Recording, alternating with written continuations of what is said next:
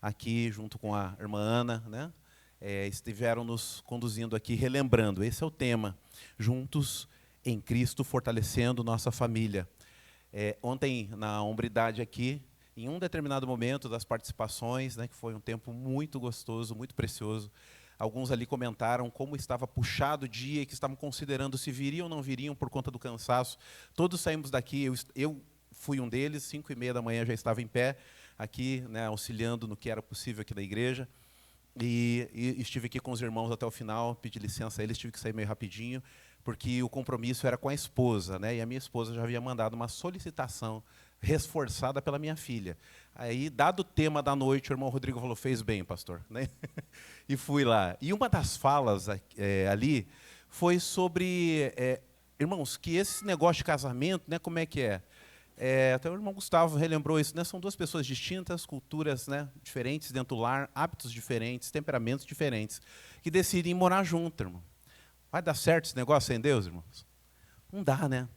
Então, juntos em Cristo fortalecemos nossa família. O Senhor deve ser esse elo que nos une. Senão, cada um de nós vai tentar focar sempre os nossos próprios interesses e não vai funcionar. E você, eu creio que já sabe disso. No dia a dia da sua vida, você já provou disso. Você já notou, não dá certo, não funciona.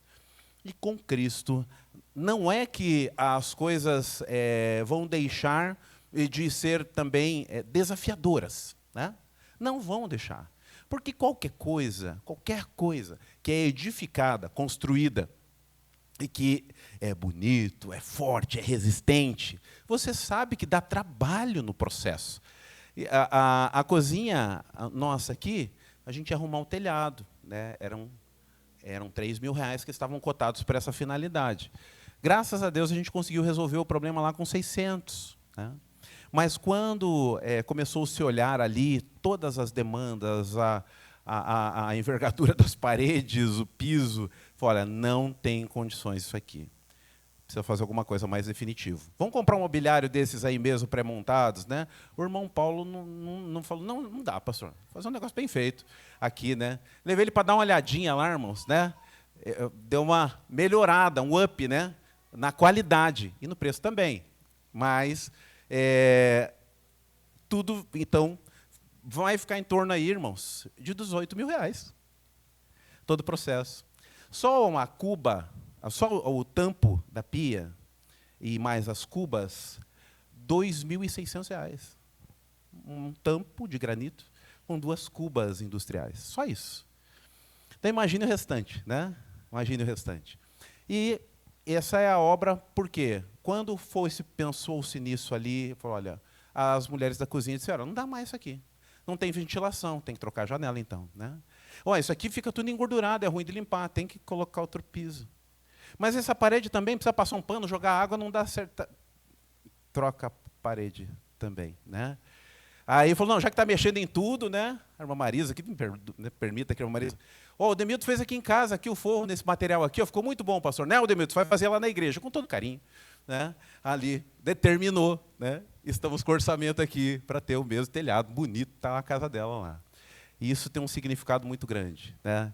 Que algumas vezes a gente olha na nossa casa, isso aqui já não está prestando mais. Vamos dar lá para o bazar, né, irmã? Vamos dar lá para o bazar. Irmãos, né? O pastor Amós uma vez ministrou na nossa vida, você quer doar alguma coisa para a igreja? Vai trocar o teu? Compra o da igreja também. Manda uma coisa bonita para cá, para que os irmãos olhem e digam assim, que bonito, porque a gente quer glorificar o Senhor com o melhor. Enfim, o que eu quero dizer é que tudo aquilo que nós vamos investir e que queremos que seja duradouro, é mais difícil. Dava para resolver todo o assunto ali, irmãos, com R$5.000? Daria, fazendo uma série de gambiarras. Mas para ter um balcão que, diante de um novo prédio, ele vai inteiro para um novo prédio sem perder, é isso aí. É R$4.600, R$4.200, mais ou menos, que é o que vai ser aplicado. Isso doado à mão de obra, né? Que o irmão Paulo vai dar aqui à igreja. Esse tampo, numa outra condição e num outro prédio, a gente leva ele junto. Se fizer de outra maneira, baratinho, talvez não dê para aproveitar. Né? Então, são coisas que nós estamos fazendo com a intenção. Essas janelas que vão ser colocadas ali, se demolir, elas são utilizadas em outro lugar. Sempre pensando nisso, em procurar qualidade, menor preço e otimizar como igreja do Senhor. Esse é o olhar que temos como igreja. Mas dá trabalho e custa caro. Família também dá trabalho e também custa caro, né?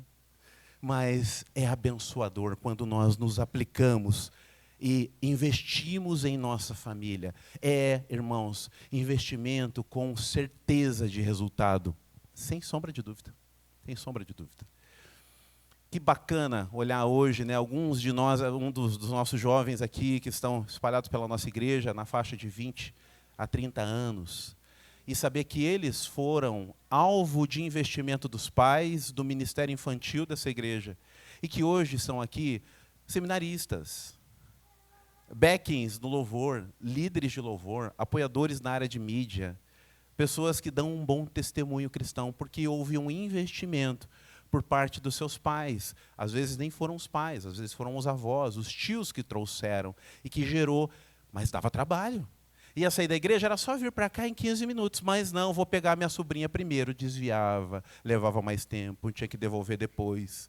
Aconteceu alguns casos até de acabar brincando, aqui se machuca, como é que eu vou explicar para o meu irmão agora, que machucou a filha dele aqui no pátio da igreja? Dá trabalho, mas é recompensado pelo Senhor quando investimos. Irmãos, e o texto de hoje aqui, a proposta de hoje aqui do tema, família unida, harmonia presente, é falar sobre unidade. Pois bem, abramos a nossa Bíblia em Romanos, capítulo 12, verso 16.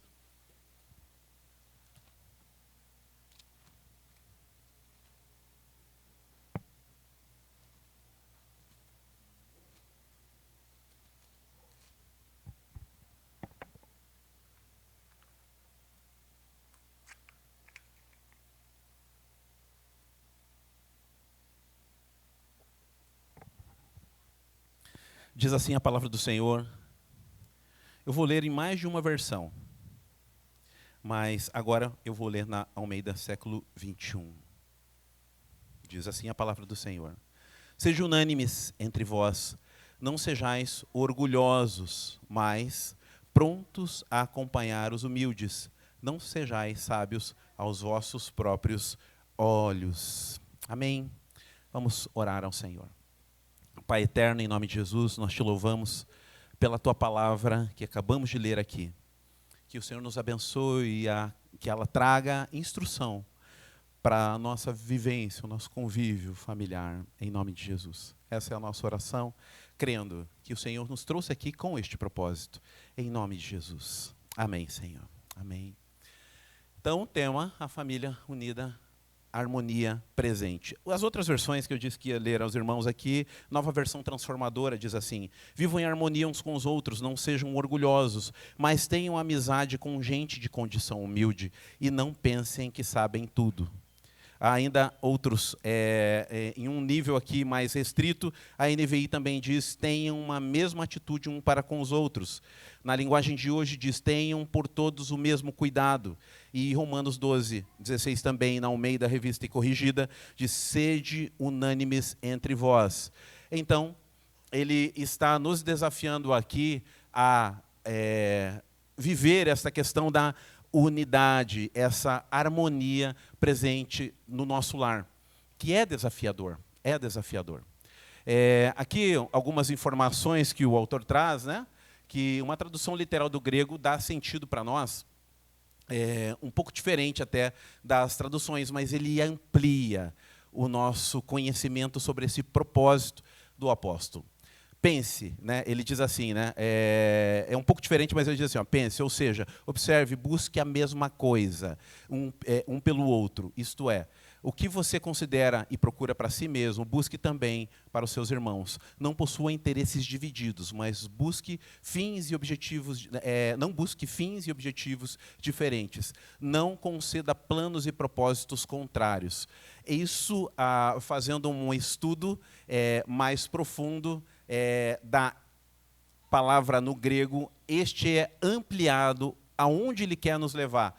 Então, enfim, né, queridos? Ele foi objetivo do texto sagrado e é isso que nós devemos viver. Busque o interesse, resumindo, né? Busque o interesse do outro enquanto vocês convivem, para que você possa compreendê-lo e também assisti-lo. E se ambos no lar estiverem dentro da mesma visão, Olha que delícia, que harmônico que vai ser, porque ambos estarão buscando a mesma coisa, no casamento, com os nossos filhos e tudo mais. E aí ele traz, né, pronel, que é esta palavra rica em significado, que pode ser interpretada de várias maneiras, dependendo do contexto que ela é usada. E aqui ele dá a pensar na ideia de ter uma opinião, que ela seja uma mesma opinião, um mesmo modo de pensar, uma mesma direção nos seus objetivos e propósitos.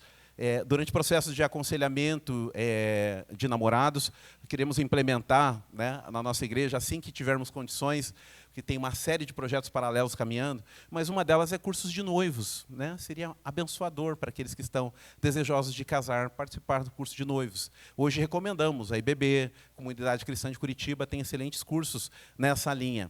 Mas uma das coisas que eles procuram desenvolver é este mesmo modo de pensar, que o cônjuge, a noiva, às vezes está entrando nessa relação pensando, não, mas Deus vai me dar a graça de mudá-lo.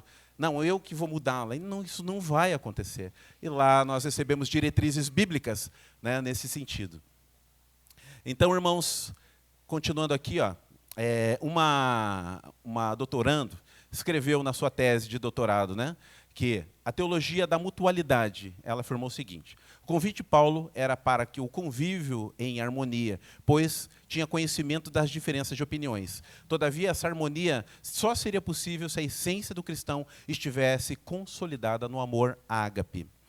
Amor que é demonstrado de maneira prática através dos relacionamentos. É o amor altruísta que a gente chama, né, que está pensando mais no bem-estar do outro do que o seu mesmo. Este amor que foi motivado pelo próprio Senhor, que entrega a sua vida em nosso favor. Então, só é possível viver essa mutualidade com este amor em nosso coração. Se não for motivado pelo amor, será o quê, irmãos?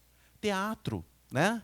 Como disse uma canção lá do Vencedores por Cristo, coreografia de aflitos, né? Já falei isso aos irmãos aqui. Uma coreografia, mas quando é motivada pelo amor ágape, mesmo que não haja o retorno, não importa. Eu já recebi a essência do próprio amor do Senhor. E aí eu estou bem, da mesma maneira. Se vier, glória a Deus. Se não vier, Deus já me supriu, e por isso entreguei. Então ele trabalha este elemento. Então vamos lá, ver alguns pontos aqui nessa direção. Em relação à mutualidade, o que nós temos aqui? Ó? Para vivermos unidos num só pensamento, em família, é preciso exercitar a humildade. Então, um ponto que ele traz aqui para nós, para que a gente consiga viver esta mutualidade, essa harmonia no lar, é preciso exercitar a humildade. Tem sentido, né, meus irmãos? Como é importante reconhecer e sermos humildes. Neste mesmo versículo ele diz, não sejais orgulhosos, né? Há algo que vai nesta mesma direção. Porque o orgulho é o oposto da humildade. Então, irmãos, a humildade tem que estar presente. Quando você exerce a humildade, o orgulho bate em retirada. E vice-versa. Se houver orgulho, não vai haver humildade e o conflito está estabelecido. Para termos famílias unidas, então, precisamos andar juntos e cada membro desta família deve olhar para o outro com um olhar de humildade, procurando reconhecê-lo nas suas fragilidades, nas suas carências também. E, às vezes, fazemos um link, né, de pessoas humildes com pessoas fracas por ceder. E não é. Deve ser pela sua estabilidade, justamente, pela sua firmeza em Cristo. E ela consegue exercitar, ele consegue exercitar, ceder, porque Deus tem lhe dado. Então não é uma demonstração de fraqueza, não. É uma demonstração de força no Senhor. Não é baixa autoestima, não. É uma autoestima muito bem equilibrada na identidade que essa pessoa tem com Cristo. Enquanto alguém chega com seus caminhões de lixo nas costas para depositar, aquela pessoa está pronta para não acolher aquilo tudo, porque ela age com humildade. Ser humilde é ter uma força dentro do próprio coração que permite reconhecer a limitação dos outros também. E aí eu consigo exercer a humildade, porque eu preciso compreender no outro também a sua dor, a sua fragilidade. Desafiador. Mas a unção do Espírito Santo de Deus sobre as nossas vidas nos capacita a viver essas coisas. Porque é o Evangelho de Deus, está ministrado aqui para a nossa vida. Logo, é possível. É possível. Deus não mente, não há nenhuma sombra de mentira no Senhor. Ele é a verdade e o caminho, a vida. Então é possível exercitarmos isso. Se engolirmos o nosso próprio orgulho. Temos essa tendência, né, de querer ter a razão. E por isso precisamos exercitar a humildade. Ser humilde na família tem muitas facetas. Ele traz 3 aqui, para cada um de nós aqui. Vive em harmonia uns com os outros, não sejam orgulhosos, né? Mas as facetas não são essa ainda. Ele só está reforçando, então, dentro desse primeiro princípio, a importância da harmonia. Olha lá, as 3 facetas que ele traz aqui para que a gente consiga vencer. Primeiro, então, o que nos diz lá, olha, lê para a gente aí, vamos lá juntos? Reconhecer nossas limitações. Vamos lá, o próximo. Reconhecer nossos erros. Terceiro, ter uma mente e um coração ensináveis. Isso aqui é um aspecto, então, importantíssimo para que a gente consiga vencer. Então, o outro está errado, mas eu reconheço também as minhas limitações. Então, espera aí. Ele tem agido dessa maneira, isso não me agrada, mas em compensação também, eu não sou fácil, reconheço. E por isso, vamos lá, vamos procurar harmonizar tudo isso. Porque cada um tem a sua, né, as suas áreas de limitação. E quando eu reconheço a minha limitação, reconheço a limitação também do meu cônjuge, do meu filho, nós conseguimos trabalhar com isso. Ontem aqui na nossa fala, em um momento da participação, eu lembro de ter citado algo que não é frase minha, mas que diz uma verdade assim, que me tocou profundamente no momento que eu ouvi.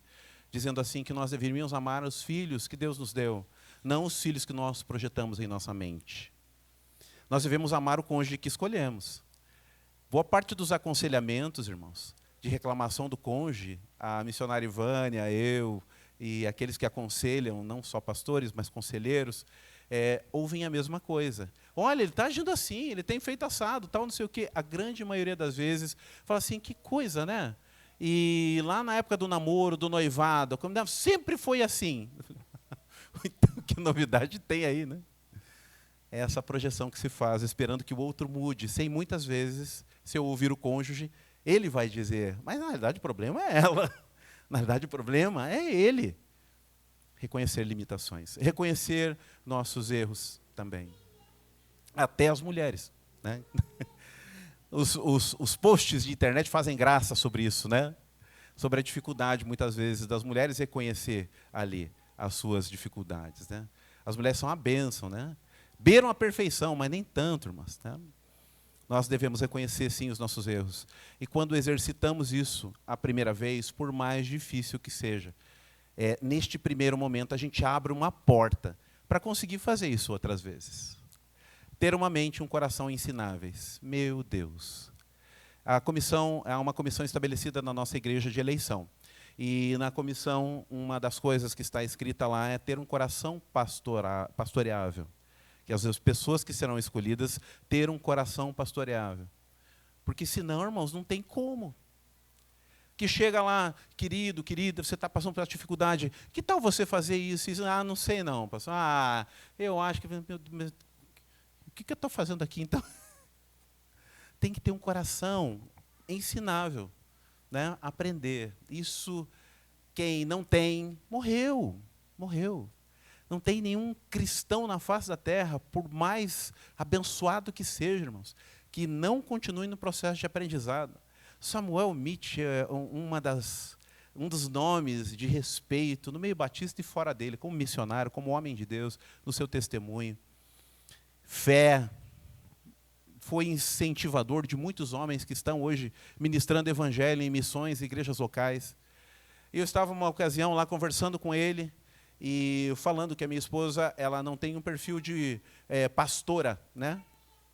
De reger coral, dirigir escola bíblica, essas coisas que eram muito comum no passado.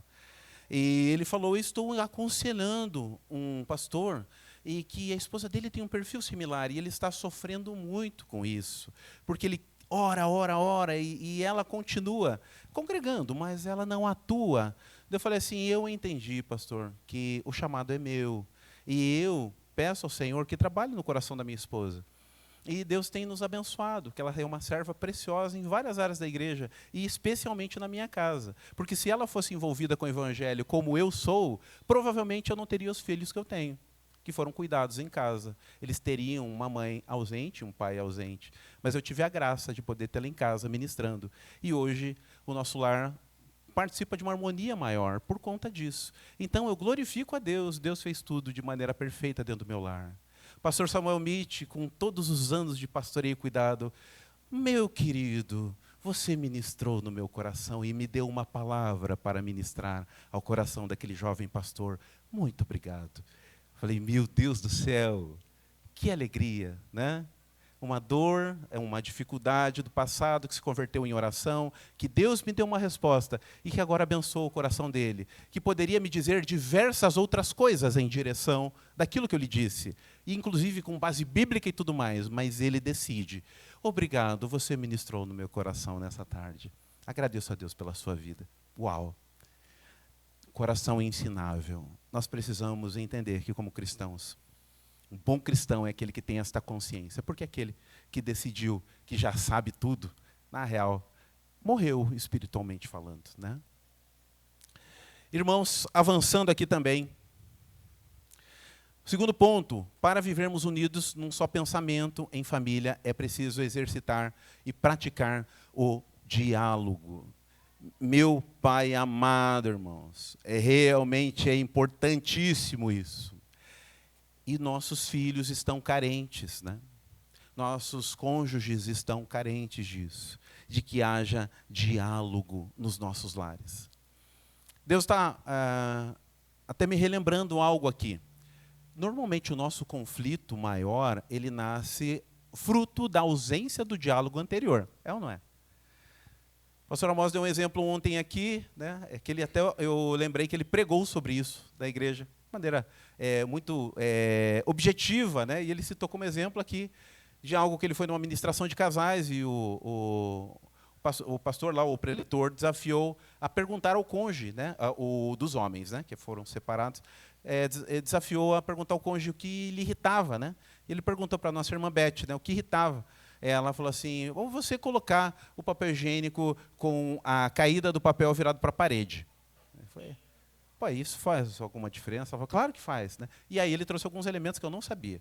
Eu só sabia de um deles, que é mais fácil para retirar depois, né? Que já está favorável aqui. Mas não, ela falou, Amós, esse papel virado para a parede aumenta a possibilidade de adquirir bactérias encostado com a parede que está cheia de impurezas.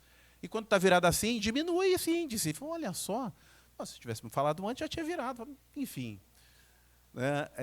Um diálogo, irmãos, né?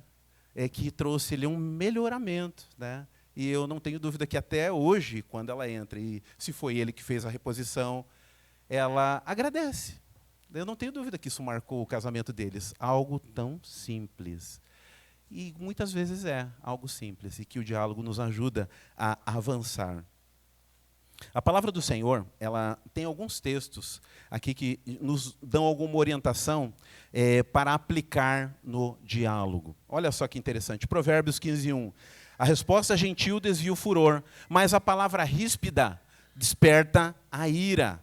Provérbios 15:1, que coisa tremenda. Então, qual é o tema? Comunicação gentil e prática no nosso casamento. Aplicando na família não devemos conversar gritando uns com os outros, então, né? Deve ser uma resposta gentil. Esta aplaca o furor. Efésios 4:29. Evitem linguajar sujo, insultante, que todas as suas palavras sejam boas, úteis, a fim de dar ânimo àqueles que ouvirem. Então, palavras edificantes. A prática seria, num diálogo em família, não há espaço para xingamentos ou palavras ofensivas. Isso é muito sério. Isso é muito sério. Em processo de aconselhamento de filhos desviados do Evangelho, ao dialogar com o filho, falando assim, meu Deus, o seu pai e a sua mãe oram tanto por você e tal, e eu querendo exortar o menino, né? Aí, de repente, ele me solta essa. Ele falou, você sabe do que minha mãe me xinga? Eu ia lá, imaginei que essa abençoada xingava alguém na face da terra. Daí ele falou assim, e aí ele começou a dar alguns exemplos, né? Eu falei, meu Deus. Foi ela e o rapaz chorando compulsivamente na minha frente. Na mente dela, ela só estava procurando dar um grito de alerta para o filho. Na mente dele, ela estava mostrando total desprezo pelo momento que ele nasceu. E esse rapaz, até os dias de hoje, não consegue se soerguer.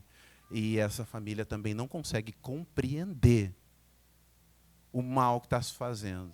Porque agora virou tiro trocado, irmãos. De lá e cá. E ninguém consegue reconhecer, porque não houve um momento do diálogo. Quando o meu filho André estava mais novinho, houve uma questão nos exames neurológicos que mostrou ali um pequeno acidente nas correntes elétricas cerebrais. E o fruto disso, levando a psicólogos, né, e neurologistas, o fruto disso é que uma das psicopedagogas, ela havia nos alertado. Ela falou assim, olha, isso gerou um certo nível de estresse e nervosismo nele. E, assim, ele teria tudo para desenvolver traços violentos, por conta desse ímpeto dele, né? Por causa do trauma. Que hoje é normal, assim, em termos intelectuais, mas que deixou esse temperamento mais... E ela falou, ela não nos conhece, mas nos entrevistou, e ela disse assim, provavelmente ele não desenvolveu esses traços porque esses traços não são estimulados na sua família. Irmãos, nós somos esses norteadores, né, dentro da nossa casa, da maneira que essas coisas vão caminhar. E quanto mais usarmos essas expressões, e pasme, conversando com esse jovem, eu identifiquei nele os mesmos traços do meu filho. A mesma forma de pensar, a mesma maneira de agir. E eu pensei, Deus, será que quando esse rapaz tinha 7, 8 anos, se tivessem tido esse mínimo de zelo, será que eles não teriam descobrido a mesma coisa e não teriam agido com a ferramenta correta? E hoje esse jovem seria uma bênção na sua família? Nós podemos fazer diferente. Por isso que Deus nos permite viver as coisas, né? Para a gente poder escrever uma história diferente. Então, o diálogo, irmãos, é extremamente importante, independente do nosso temperamento, ser mais coléricos, né, ser mais sanguíneos, mas precisamos exercitar, achar o nosso caminho, e o nosso lar deve ser um lar onde o diálogo é exercitado. O faço o que eu digo, não faço o que eu faço, não funciona, nunca funcionou, mas hoje menos ainda. Esse é o tempo onde nós devemos, falei isso semana passada, este é o tempo onde nós devemos trazer os nossos filhos para, inclusive, as decisões em aspectos de coisas no nosso lar. Porque você sabe bem disso. A nossa incompetência, inclusive financeira, de a maioria de nós, está vinculada com o ato de que criança não se mete nessas coisas aqui, moleque. Vai para lá, raspa daqui, pega o brinquedo aí e vai lá. Brincar. Pai e mãe estão vendo coisa de adulto. Ele ficou adulto também e não sabe lidar com as coisas de adulto. Porque nós nos isolamos das possibilidades de ministração. Ó, filho, vem aqui ver quanto é que é o mercado a cada mês, né? Para depois, né, não ligar para a gente, né, que nem o Vinícius fez, falando, pai, como é caro o mercado. É isso aí, meu filho. É isso aí. Irmãos, né, o diálogo dentro do lar. Tiago 1,19. Entendam isso, meus amados irmãos. Estejam prontos para ouvir, mas não se apressem em falar, nem em se irar. Ouvir antes de falar. Na prática familiar, na família, o diálogo deve ser uma via de mão dupla. Ouvir e só depois falar, né? Não ouve a primeira frase, mas você também. Não, calma, né? Espera concluir e depois vocês dialogam. Eu vou mandar essa tabelinha aqui para vocês, essas sugestões bíblicas de diálogo dentro do lar. Tem mais coisas aqui, mas não quero aplicar mais tempo porque são muitos itens. Terceiro ponto, para vivermos unidos num só pensamento em família, é preciso desenvolver a habilidade de resolver conflitos adequadamente. Lembrando que conflito na família é algo inevitável. Eles vão acontecer. Uma escritora batista, Eliane, eu não lembro o sobrenome, mas ela esteve ministrando aqui na nossa igreja. Ela tem um livro, inclusive, escrito Aprendendo a Brigar.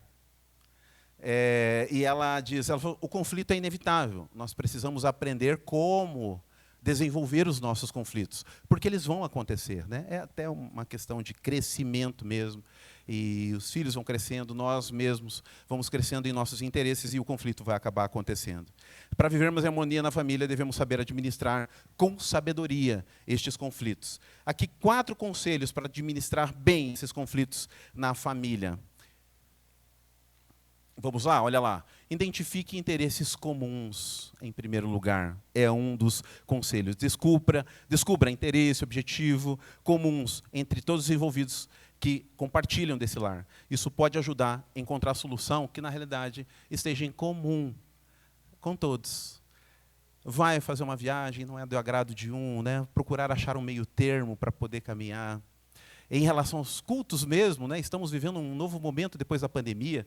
Eu gosto mais de manhã, eu gosto mais à noite, antes era as 2, quarta-feira e mais PGM. Hoje já está difícil conseguir tal coisa. Mas podemos entrar num acordo, né? E ver qual é o melhor para a nossa família, investimento para os nossos filhos. E entrar num acordo ali, mas não gerar conflito, em nome de Jesus. Seja flexível também, esteja disposto a ceder em alguns pontos para alcançar esse acordo. A rigidez ela pode dificultar a resolução desse conflito, mas não seja flexível em temas que a Bíblia considera pecado, jamais. Não faça isso. Não faça isso. Já dei testemunho aqui de pessoas acompanhadas, onde a mãe já não sabia mais o que fazer com o filho, aí, num momento em diante, ela começou, ela e o esposo, levar o filho comprar a maconha dele. Isso aconteceu, né? E soube de outros que fizeram algo parecido com isso. Cuidado, não seja flexível naquilo que a palavra de Deus condena. Essa família depois foi expulsa por esse rapaz da própria casa. Então, não adianta. A palavra de Deus diz que o pecado ele gera morte e ele traz consequências. Então, não flexibilize aquilo que são valores inegociáveis. Outro ponto, converse, liste soluções possíveis.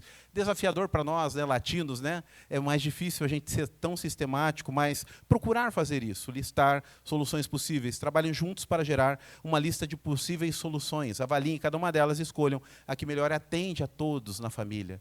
É a questão da economia, da energia em casa, é a questão do próprio papel higiênico que a gente falou, as crianças que usam de maneira abusiva, deixam na pia, ensopa, aquelas coisas que você já sabe como é que é.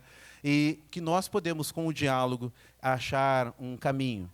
E já quero dizer a você também que talvez você combine, olha, todo aquele que apagar ali a luz vai ganhar uma mesada, alguma coisa assim, e isso vai funcionar 2, 3 semanas e depois não vai funcionar mais. Já não se desanime. Mas Deus vai te dar graça de arrumar uma outra maneira, uma outra forma criativa para que aquilo aconteça, até que a maturidade chega e desperte neles a consciência da importância. E aí você terá a sua tarefa cumprida. Mas persevere, tenha esperança, que Deus vai te dar graça de chegar lá. E quando você pensar, eu já não aguento mais, já foi, já passou, que nem injeção. Já foi, já terminou, já terminou. Agora é esperar o efeito daquilo que Deus vai fazer no seu lar. Orem, peçam a Deus, oriente a todos. Deus não é um Deus de divisão, Ele mostra a todos a melhor solução, pois Deus não é Deus de desordem, mas sim um Deus de paz. A conclusão que o apóstolo Paulo nos traz, há um outro texto em que ele fala com Evódia e Sintique, onde ele recomenda a elas, olha, hajam com harmonia entre vocês como irmãs em Cristo. Provavelmente era um lar com conflito, do qual ele ministra ali também. Nós não sabemos quem elas são com detalhes, mas o apóstolo Paulo as incentivou também. Se elas não eram da mesma família, ou só eram irmãs em Cristo, não sabemos. Mas ele recomenda que elas caminhem em unidade, olhem para um mesmo propósito. Então é no lar e também como igreja do Senhor, nós devemos agir assim. Paulo viu naquela dificuldade delas, olha só, na dificuldade entre 2 irmãs, ele viu algo que poderia ser prejudicial a toda a igreja. A ponto dele escrever uma carta a essas 2 irmãs, exclusivamente, que agora estão sendo lidas por aproximadamente 1.600 e poucos anos, sobre o que elas viveram, porque ele entendeu, isso pode ser prejudicial para o corpo de Cristo. Então, deve haver unidade na nossa casa, deve haver unidade entre nós como igreja. Nem sempre vai haver concordância. E eu quero fechar com esse testemunho.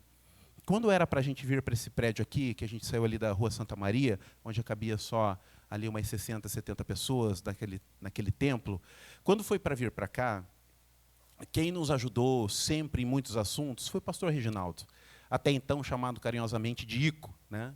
Hoje o pastor Reginaldo, que é doutor em teologia e agora está enveredando para o caminho missionário cada vez mais no litoral paranaense. E ele era desculpem o termo, com carinho mesmo, mas só para você compreender, ele era o nosso chato. Que a gente trazia um assunto, ele...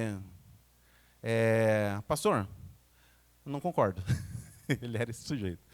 E quando foi para mudarmos para cá, naquele tempo o valor era muito grande, né, para a nossa realidade. Mas a igreja estava com fé que daria certo, venderíamos aquela propriedade e viríamos para cá. E ele foi contrário.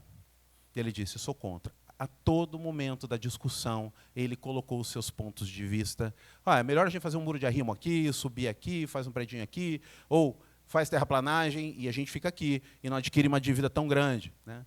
Naquele tempo, irmãos, era 90 mil reais esse terreno aqui, tá?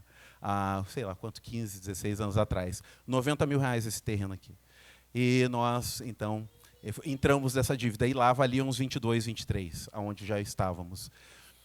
E aí, houve a votação, houve a assembleia, ele colocou e foi votado, ele como negando a vinda para cá, houve alguns adeptos, e a grande maioria escolheu a vinda para cá. E nós viemos fazer aqui a visita, então, daquele lugar que seria o nosso templo e que estamos usando aqui hoje. E quando chegou aqui, o pastor Reginaldo, todos ficando olhando para ele meio torto, né? A igreja ganhou, você não, né? Ali, e olhando para ele. E ele falou assim, pois é, meu irmão, mas vai ser melhor, viu? E querendo convencê-lo, né, de que a decisão foi boa. E ele disse o seguinte, ele falou, eu não fui favorável, mas a partir do momento que a igreja do Senhor disse que nós iríamos para cá, nós vamos vir para cá. E eu estou junto com a igreja, porque nós estamos aqui em unidade. A Assembleia votou e está decidido, este será nosso novo lugar. E eu estou muito bem com isso. Enquanto foi possível, coloquei meu ponto de vista. Agora, estamos juntos. Igreja. Igreja. É isso que nós somos. É isso que devemos buscar. Até porque a palavra de Deus diz que o sinal do povo de Deus é o amor e a unidade. São os dois sinais. Coisas que você vê aí fora? Não. Só a igreja é um elemento de unidade e de expressão de amor. É isso que ministramos. É isso que Deus quer que nós espalhemos em nome de Jesus. E tem que viver lá em casa, para que além de ser missão cumprida, seja alegria no nosso coração, dê prazer de voltar para aquele lugar que você chama de lar, em nome de Jesus. E eu quero orar com você, nesta direção, em nome de Jesus. Que o Senhor nos dê harmonia em nosso lar. O sangue de Cristo nos reconcilia com Deus. E a reconciliação com Deus nos capacita, através do Espírito de Deus, a nos reconciliar uns com os outros. E viver em harmonia, em unidade. O Espírito de Deus é um espírito de reconciliação, unidade. Vamos exercitar isso em nosso lar. Vamos mudar a maneira do diálogo em nossa casa. Vamos pedir ao Senhor que entre com provisão. Vamos exercitar a humildade nesta direção, em nome de Jesus. Para que o nosso lar seja este ambiente. Quero orar com você. Se você quer colocar a sua família diante do Senhor, a sua postura como marido, mulher, filho, neto, sobrinho, diante do Senhor, e quer pedir ao Senhor que aperfeiçoe o seu lar, os relacionamentos na sua casa, quero me prostrar aqui, dobrar o meu joelho com você, que está assumindo um compromisso com Deus, pedindo ao Senhor forças para viver isso na sua casa, em nome de Jesus. Dobre o joelho onde você estiver, você vai falar com o Senhor. Se você está pertinho do seu cônjuge, coloca a mão no ombro, na cintura, no abraço, ou dá a mão junto aí. E ora por isso. Em nome de Jesus. Meus irmãos, algumas vezes nós começamos, paramos, damos um tempo em coisas edificantes. Mas quando ouvimos a voz do Senhor que nos dá essa direção, o clamor nessa noite é: Senhor, nós não vamos desistir. Nós vamos continuar lutando pelas nossas famílias e vamos usar as ferramentas do Senhor nesta peleja, em nome de Jesus. E prostrados aqui pedimos o teu socorro, a tua orientação, para que possamos viver essas coisas. E que o nosso lar seja, Deus, a primeira célula da tua igreja, em nome de Jesus. E que eu e a minha família possamos desfrutar desta alegria, do teu reinado na nossa vida e na nossa casa. Deus eterno, a igreja do Senhor está prostrada aqui diante do Senhor.